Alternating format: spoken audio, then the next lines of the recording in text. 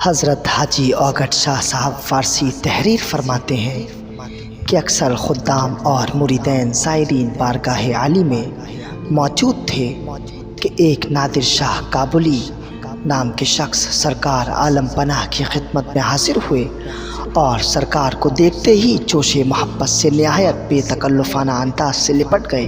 ہم لوگوں کو ان کی اس حرکت پر تعجب تھا، مگر سرکار کے خلق عظیم سے واقف تھے، اس لیے ساکت و تنبہ خود رہے۔ نادر شاہ نے سرکار سے اپنی زبان میں کچھ عرض کیا، جس کا جواب سرکار عالم پناہ نے انہی کی زبان میں ارشاد فرمایا، اور اس کے بعد وہ باہر چلے آئے۔ ان کے ساتھ ہم لوگوں کی بیٹھک ہوئی تو ان سے گفتگو کا موقع ملا۔ انہوں نے یہ واقعہ بیان کیا کہ میرا مکان علی مسجد سرحد کابل میں ہے، نادر شاہ نام ہے، ہم 7 بھائی ہیں، مجھ کو عبادت کا شوق ہے۔ عرصے سے مجھے یہ خیال تھا کہ کاش کسی کامل کی زیارت ہو، میں دعائیں مانگتا تھا اور ہمتاً آرزو تھا کہ مجھے کسی طرح یہ معلوم ہو جائے کہ اس وقت بھی کوئی شیر خدا مولا علی علیہ السلام کا جانشین ہے یا نہیں۔ اس خیال نے بڑھتے بڑھتے یہاں تک ترقی کی کہ میں اس میں بالکل محتمک ہو گیا اور عیش و راحت جاتی رہی۔ بس یہ علی وظیفہ تھا۔ ایک شب کو میں نے دیکھا کہ 2 بزرگ مسجد میں تشریف لائے، جن میں سے ایک بزرگ نے دوسرے بزرگ کی طرف دیکھ کر اشارہ کیا کہ یہ اس وقت میرے جانشین ہیں اور ان کا نام وارث علی ہے، ہندوستان میں قیام ہے۔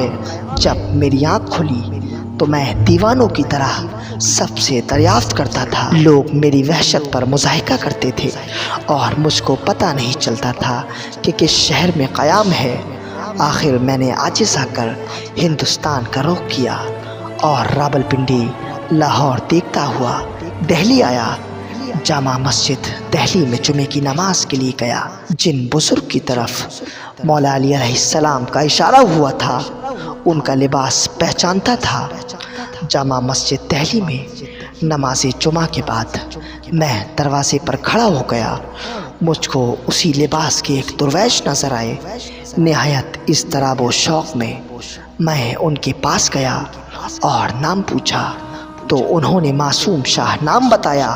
میں نے ان سے دریافت کیا کہ تم کو یہ لباس کہاں سے ملا؟ انہوں نے دیوا شریف ضلع بارہ بنکی کا پتہ بتایا۔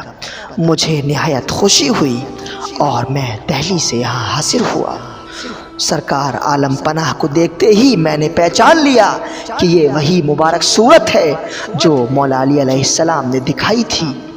اس کے بعد نادر شاہ کابلی بیعت ہوئے اور انہوں نے عربی اور فارسی، اردو کے مختلف شجرے طلب کیے اور بے حد خوشی سے کہنے لگے کہ لوگ میرے خیال پر مضاحکہ کرتے تھے اور کہتے تھے کہ اس وقت زمانے میں ایسا کوئی نہیں ہے۔ میں ان سے کہوں گا اور یہ شجرے دکھاؤں گا کہ میں اپنی تمنا میں کامیاب ہوا۔ مرید ہونے کے بعد انہوں نے لباس فخر کی درخواست کی، مگر سرکار عالم پناہ نے اس وقت منظور نہیں فرمایا اور یہ حکم دیا کہ فی الحال تم اپنے مکان پر جاؤ اور 3 سال کے بعد فقیر بنائے جاؤ گے۔ خبردار کسی کے سامنے دستے سوال دراز نہ کرنا۔ جب 3 سال کے بعد نادر شاہ کابلی سرکار کی خدمت میں حاضر ہوئے تو وہ سرکار عالم پناہ کی ناسازی مزاج مبارک کا زمانہ تھا۔ انہوں نے تہمت کی خواہش ظاہر کی، چنانچہ سرکار عالم پناہ کے وصال سے 1 روز پہلے وہ خلعت فخر سے ممتاز کیے گئے اور فقیر شاہ ان کا نام رکھا گیا اور یہ ارشاد ہوا یہاں سے ابھی چلے جاؤ۔ اسی شب کے آخری حصے میں سرکار عالم پناہ نے وصال فرمایا۔ جس وقت یہ خبر فقیر شاہ نے سنی، فوراً ایک چیخ ماری، جان کو جانے آفریں کے سپرد کر دیا۔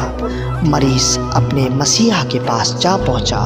سلام ہو اشرف العالمین پر، سلام ہو حضرت عشق علیہ السلام پر۔